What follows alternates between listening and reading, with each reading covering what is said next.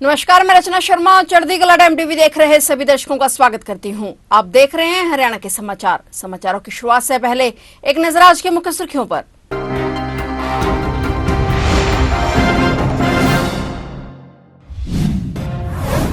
हरियाणा के अग्निवीर जवान नवीन जाखड़ शहीद। बारामूला में आतंकियों से मुठभेड़ में लगी गोली। परिवार और पूरे गांव में शोक का माहौल।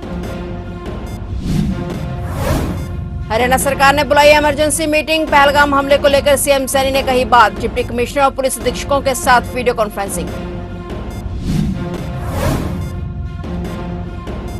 सीएम नायब सैनी ने दिखाई साइक्लोथॉन 2 को हरी झंडी। चीन में साइक्लोथॉन 2 ड्रग फ्री हरियाणा यात्रा का शानदार आगाज। हरियाणा की खाप पंचायतों के समर्थन की सीएम ने की सराहना।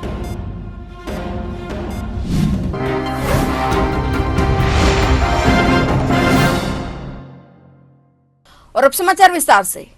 हरियाणा के रहने वाले अग्निवीर जवान नवीन जाखड़ कश्मीर में आतंकियों के साथ मुठभेड़ में शहीद हो गए। इसकी सूचना मिलने के बाद उनके परिवार और पूरे गांव में शोक का माहौल बन गया है। वह झज्जर के सालावास गांव के रहने वाले थे। बता दें कि कश्मीर के बारामूला में भारतीय सेना का आतंकियों के साथ मुठभेड़ हुआ, जिसमें नवीन जाखड़ ने देश के लिए अपने प्राण न्यौछावर कर दिए। नवीन के बलिदान की खबर सुनने के बाद उनके परिवार समेत पूरे गांव में गम का माहौल बना हुआ है। बता दें कि इस समय कश्मीर में भारतीय सेना की ओर से आतंकियों के खिलाफ सर्च ऑपरेशन चलाया जा रहा है। भारतीय सेना में तैनात नवीन जाखड़ आतंकियों के खिलाफ चलाए जा रहे एक ऑपरेशन में शामिल थे। इस दौरान सेना का आतंकियों के साथ मुठभेड़ हुआ, जिसमें नवीन जाखड़ आतंकियों से लोहा लेते हुए शहीद हो गए। बताया जा रहा है कि आज नवीन का पार्थिव शरीर उनके पैतृक गांव सालावास में पहुंच रहा है। उसके बाद पूरे सैन्य सम्मान के साथ उनका अंतिम संस्कार किया जाएगा। इस खबर से पूरे गांव में शोक की लहर है।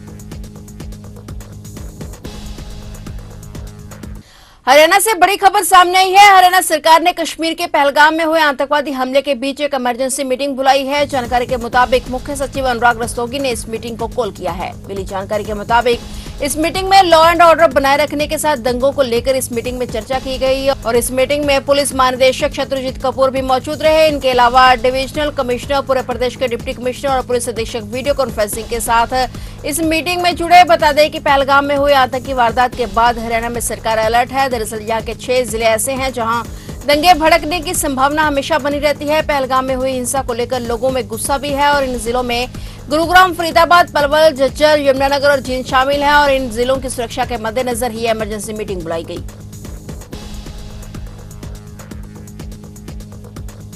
हरियाणा को नशा मुक्त बनाने के लिए जींद में आज साइक्लोथॉन 2 ड्रग फ्री हरियाणा यात्रा का शानदार आगाज हुआ। मुख्यमंत्री नायब सिंह सैनी ने इस यात्रा को हरी झंडी दिखाकर रवाना किया। इस मौके पर हजारों युवाओं और आम लोग शामिल हुए। यह यात्रा पूरे राज्य में नशे के खिलाफ जागरूकता फैलाने और हरियाणा को ड्रग फ्री बनाने के संदेश को जन जन तक पहुंचाने के लिए निकाली गई है। मुख्यमंत्री नायब सिंह सैनी ने साइक्लोथॉन के उद्घाटन समारोह में कहा कि नशा समाज के लिए अभिशाप है और इसे जड़ से खत्म करने के लिए सभी को मिलकर प्रयास करना होगा। उन्होंने युवाओं से अपील की कि वे नशे से दूर रहें और दूसरों को भी इसके खिलाफ जागरूक करें। साइक्लोथॉन जैसे आयोजन नशे के खिलाफ एकजुटता का प्रतीक है और इससे समाज में सकारात्मक बदलाव आएगा। वहीं मुख्यमंत्री ने हरियाणा की खाप पंचायतों के समर्थन की भी सराहना की, जिन्होंने इस मुहिम में बढ़ चढ़कर हिस्सा लिया। विशेष खुशी की बात है कि साइक्लोथॉन को हमारी खापों ने आकर के समर्थन दिया है। मैं यहां उपस्थित खापों के प्रतिनिधियों का भी अभिनंदन करता हूं। मुझे पूरा विश्वास है कि अब हरियाणा नशा मुक्त होकर रहेगा, क्योंकि अब ये काम आपने उठा लिया है। आज खाप पंचायतें एक नई भूमिका में है, नशे के खिलाफ नेतृत्व कर रही हैं। पहले आपने भी समाज को संदेश दिया है कि जो नशे को बढ़ावा देगा उसका बहिष्कार होगा और जो नशा छोड़ेगा उसका स्वागत होगा। साथियों, यह साइक्लोथॉन सिर्फ एक साइकिल यात्रा नहीं है, यह नशे के खिलाफ एक आंदोलन है, एक जन जागरण का संकल्प है। नशीले पदार्थों की तस्करी के काले कारोबार से जो धन मिलता है वह संसार को आतंकवाद को बढ़ावा दे रहा है। आतंकवाद से पैसा लग रहा है।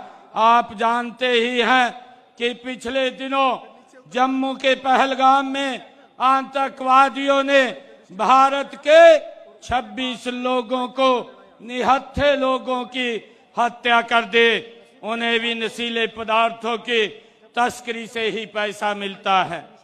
हमें नशे के खिलाफ अभियान चलाते हैं और तो यह आतंकवाद पर भी एक रोक लगती है।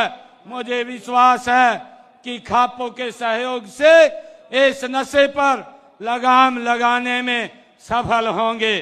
खापों ने सदियों से हमारे समाज का मार्गदर्शन किया है, इसे कुरीतियों से मुक्त किया है और प्रगतिशील सोच को अपनाने के लिए प्रेरित किया है।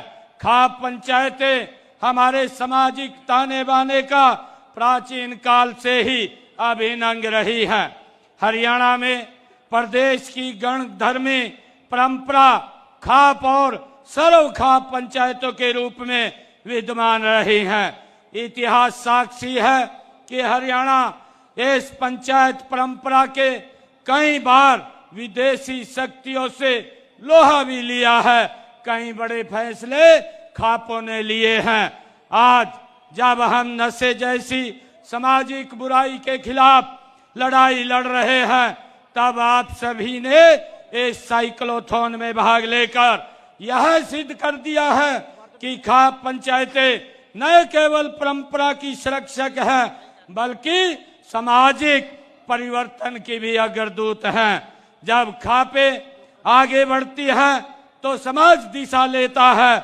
मैं आज इस बात का भी उल्लेख करना चाहता हूं कि आपने बेटी बचाओ बेटी पढ़ाओ अभियान की सफलता में भी खापों की महत्वपूर्ण भूमिका रही है। हरियाणा के सहकारिता विरासत एवं पर्यटन मंत्री डॉक्टर अरविंद शर्मा ने कहा कि प्रदेश सरकार द्वारा संत महापुरुष विचार पर सम्मान एवं प्रसार योजना के तहत भगवान परशुराम जयंती का राज्य स्तरीय समारोह आगामी 17 मई को रोहतक के पहरावर में मनाया जाएगा। समारोह में मुख्यमंत्री नायब सिंह सैनी बतौर मुख्य अतिथि शिरकत करेंगे। इस राज्य स्तरीय समारोह में प्रदेश के कोने कोने से ब्राह्मण समाज और सर्व समाज अपनी भागीदारी करेगा। सहकारिता मंत्री डॉक्टर अरविंद शर्मा ने हरियाणा सिविल सचिवालय स्थित अपने कार्यालय में पत्रकारों से बातचीत करते हुए कहा कि प्रदेश सरकार द्वारा संत महापुरुष विचार सम्मान एवं प्रसार योजना के तहत भगवान परशुराम जयंती का राज्य स्तरीय समारोह आगामी 17 मई को रोहतक के पहरावर में मनाया जाएगा और इस दौरान उन्होंने पहलगाम हमले में मारे गए लोगों के प्रति अपनी संवेदनाएं व्यक्त की। उन्होंने कहा कि भारत सरकार ने इस हमले को लेकर गहरा रोष है। मोदी सरकार इसके खिलाफ सख्त एक्शन ले रही है। सबसे पहले तो पहलगाम में जो शहीद हुए, पाकिस्तान का कायराना काम था, लेकिन हम उनको शहीद मानते हैं। जो शहीद हुए, जो पाकिस्तान ने जो किया, पूरे देश ने ही नहीं पूरे विश्व ने उसकी निंदा की और उसकी जितनी निंदा की जाए वो थोड़ी है।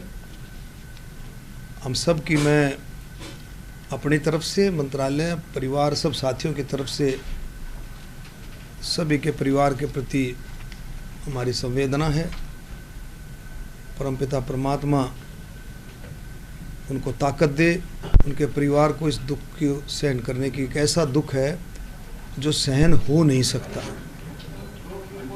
इसके साथ माननीय प्रधानमंत्री मोदी जी ने तुरंत, आप देखेंगे, ऐसे स्टेप उठाए हैं और उसके साथ साथ आज बिहार में माननीय प्रधानमंत्री जी ने कह दिया है कि बिल्कुल आतंकवादियों को मिट्टी में मिला देंगे। माननीय प्रधानमंत्री जी ने बिहार में ये बात रखी है और उससे पहले अटारी बॉर्डर को बंद कर दिया गया है। इंडियन हाई कमीशन पाकिस्तान, उसको वापस बुला लिया है। Pakistan high commission in India, उसको नोटिस कर दिया कि वापस जाओ। जो वीज़ा पर पाकिस्तान से आए हैं और पाकिस्तानी नागरिक हैं, उनको अल्टीमेटम दे दिया है कि जल्दी से जल्दी देश को छोड़ दो। तो ये सारी की सारी बातें माननीय प्रधानमंत्री जी का ये ऐसा स्ट्रॉन्ग स्टेप है कि भगवान परशुराम जयंती भी स्टेट लेवल पर मनाई जाए, हरियाणा स्टेट मनाए। मुख्यमंत्री जी ने इस बात पर सहमति जताई है, क्योंकि भगवान परशुराम जयंती जैसे 29 से शुरू होगी तो 29 मई 30 मई तक 1 महीना चलती है और इसी संदर्भ में 17 मई को ये तय हुआ है कि 17 मई को रोहतक में स्टेट लेवल का ये प्रोग्राम भगवान परशुराम जयंती मनाई जाएगी, जिसमें मुख्य अतिथि के तौर पर माननीय नायब सिंह सैनी जी उसमें रहेंगे। पहलगाम में हुए आतंकी हमले के बाद पुलिस एक्टिव नजर आ रही है। पुलिस ने हिसार के बालसमंद से एक पाकिस्तानी हिंदू परिवार को दिल्ली भेज दिया है। यह परिवार पिछले 7 महीने से बालसमंद में रह रहा था। जानकारी के मुताबिक इस परिवार में कुल 15 सदस्य हैं, जिनमें 3 लड़कियां, 8 बच्चे, 3 महिलाएं और 1 बुजुर्ग शामिल हैं। ये सभी पाकिस्तान के सिंध हैदराबाद से आए थे। परिवार 25 अगस्त 2024 से वीजा समाप्त होने के बाद भी यहीं रह रहा था। परिवार एक निजी अस्पताल की जमीन पर बने कमरे में रह रहा था और सभी सदस्य खेतों में दिहाड़ी मजदूरी करके अपना गुजारा कर रहे थे और इस बीच सरकार के एक्शन के बाद इन्हें फौरन वहां पर लौटने के आदेश दिए गए हैं। गोल्डन बॉय नीरज चोपड़ा ने हाल ही में जम्मू कश्मीर के पहलगाम में हुए आतंकी हमले और पाकिस्तानी एथलीट अरशद नदीम को नीरज चोपड़ा क्लासिक में आमंत्रित करने के फैसले पर हुए विवाद को लेकर सोशल मीडिया पर पोस्ट शेयर की है। नीरज चोपड़ा ने पोस्ट में लिखा कि अरशद नदीम को नीरज चोपड़ा क्लासिक में प्रतिस्पर्धा करने के लिए आमंत्रित करने के मेरे फैसले के बारे में बहुत चर्चा हुई है और इसमें से अधिकांश नफरत और गाली गलौज ही रही है। नीरज चोपड़ा ने कहा कि मैंने अरशद को जो निमंत्रण दिया वह एक एथलीट की ओर से दूसरे एथलीट को था और न इससे ज्यादा न इससे कम। एनसी क्लासिक का उद्देश्य भारत में सर्वश्रेष्ठ एथलीटों को लाना और हमारे देश को विश्व स्तरीय खेल आयोजनों का घर बनाना था। पहलगाम में आतंकवादी हमलों से 2 दिन पहले सोमवार को सभी एथलीटों को निमंत्रण भेजा गया था। पिछले 48 घंटों में जो कुछ भी हुआ उसके बाद एनसी क्लासिक में अरशद की उपस्थिति पूरी तरह से असंभव थी। मेरा देश और उनके हित हमेशा पहले आएंगे। पूरे देश के साथ साथ मैं भी इस घटना से आहत और क्रोधित हूँ। राज्यसभा सांसद कार्तिकेय शर्मा ने कहा कि इस समय देश बेहद मजबूत हाथों में पूरी तरह से सुरक्षित है। कश्मीर में आतंकवादी हमला करने वालों और उनके पीछे छिपी ताकतों का मुंह तोड़ जवाब दिया जाएगा। सरकार इसको लेकर सजग है और ऐसे लोगों को सख्त जवाब दिया जाएगा। कार्तिकेय शर्मा सीएम नायब सिंह सैनी की मौजूदगी में पंचकुला में 27 अप्रैल को होने वाले भगवान परशुराम जन्मोत्सव कार्यक्रम का निमंत्रण देने के लिए गुरुवार को सर ब्राह्मण धर्मशाला कैथल में पहुंचे थे। इस दौरान कार्तिकेय शर्मा ने अनुराग कश्यप की फिल्म में ब्राह्मण समाज के खिलाफ की गई टिप्पणी की कड़े शब्दों में निंदा की। उन्होंने कहा कि ब्राह्मण समाज ऐसी हरकत को बर्दाश्त नहीं करेगा। सभ्य समाज में ऐसी टिप्पणी किसी समाज के बारे में किसी को करने की अनुमति नहीं होती है, ना ही कानून में ऐसा कोई प्रावधान है। मुझे देश के कानून और संविधान पर पूरा भरोसा है और कानून अपना काम करेगा, जो उचित कार्रवाई हो जरूर। सर, पहलगाम के अंदर जो घटना हुई है पूरे देश के अंदर रोष है, सरकार के ऊपर, सरकार में आप भी हैं, क्या कुछ सोच रहे हैं? क्या देखिए, ये एक बहुत ही अमानवीय बर्बरता से भरी हुई घटना है। मुझे नहीं लगता है कि परसों जब एक घटना की सूचना पूरे देश में गई तो 140 करोड़ लोगों में से कोई भी चैन से सो पाया है, खाना खा पाया। इसने हर एक भारतवासी को और हर एक भारत के नागरिक अंदर से झंझोड़ने का काम किया है।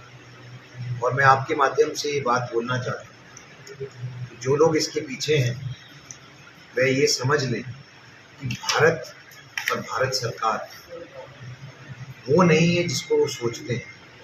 और आने वाले समय में जो माननीय प्रधानमंत्री जी ने कहा था, ना आँख झुका के बात करेंगे, ना आँख उठा के बात करेंगे, आँख में आँख डाल के बात करेंगे। समय आ गया है कि हम आँख में आँख डाल के बात करें। और जो लोग ये दोषी हैं बेगुनाहों की जान लेने के में इन्वॉल्व हैं, उनमें से एक भी नहीं। मुझे इस बात पे भरोसा नहीं, पूर्ण रूप से विश्वास है। हरियाणा में गर्मी के दिनों में बिजली की मांग 3000 मेगावाट तक बढ़ने की संभावना जताई जा रही है। ऐसा माना जा रहा है कि बिजली की डिमांड 12000 से 15000 मेगावाट के बीच पहुंच सकती है। ऐसे में सरकार की ओर से लोगों को सुचारू तरीके से बिजली सप्लाई करने के लिए प्लानिंग की गई है, जिसमें लॉन्ग टर्म के अलावा अतिरिक्त बिजली का प्रबंध भी शामिल किया गया है। केंद्रीय विद्युत मंत्रालय की ओर से भारत के बिजली प्लांटों से मई में 161 मेगावाट और जून से सितंबर तक 193 अतिरिक्त बिजली दी गई है। हरियाणा में फसल के सीजन में भी बिजली की मांग बढ़ जाती है और आने वाले गर्मी के मौसम और धान के सीजन में बिना रुकावट बिजली सप्लाई पूरी करने के लिए योजना बनाई गई है। इस योजना में बिजली डिमांड को पूरा करने के लिए बिजली समझौतों समेत 5 मेगा प्लानिंग को शामिल किया गया है। गुरुग्राम से दिल दहला देने वाला मामला सामने आया है। यहाँ एक पिता ने अपने 10 साल के बेटे के साथ ट्रेन के आगे कूदकर आत्महत्या कर ली। व्यक्ति ने आत्महत्या उस समय की जब वह अपने बेटे को स्कूल छोड़ने जा रहा था। बेटे को स्कूल ले जाने के बजाय उसे रेलवे ट्रैक पर ले गया और वहां उसने अपने बेटे के साथ ट्रेन के आगे कूदकर अपनी जान दे दी। मामले के बारे में पता लगने पर पुलिस भी मौके पर पहुंची। पुलिस ने दोनों शवों को कब्जे में लेकर पोस्टमार्टम के लिए भिजवा दिया है। फिलहाल पुलिस मामले की जांच में जुटी है। मृतक की पहचान 40 वर्षीय कांकरोला गांव के रहने वाले देवेंद्र के रूप में हुई है, जबकि बेटे का नाम लोकेश बताया जा रहा है। पुलिस का कहना है कि देवेंद्र अपने बेटे को लेकर बाइक पर सवार होकर उसे स्कूल छोड़ने के लिए निकला था, लेकिन देवेंद्र स्कूल की बजाय रेलवे ट्रैक पर चला गया और देवेंद्र ने बेटे के साथ बीकानेर एक्सप्रेस के आगे कूदकर जान दे दी। मामले के बारे में पता लगते ही रेलवे अधिकारियों ने पुलिस को सूचित किया। पुलिस पूछताछ में परिजनों ने बताया कि घर में कोई बड़ा विवाद नहीं हुआ था।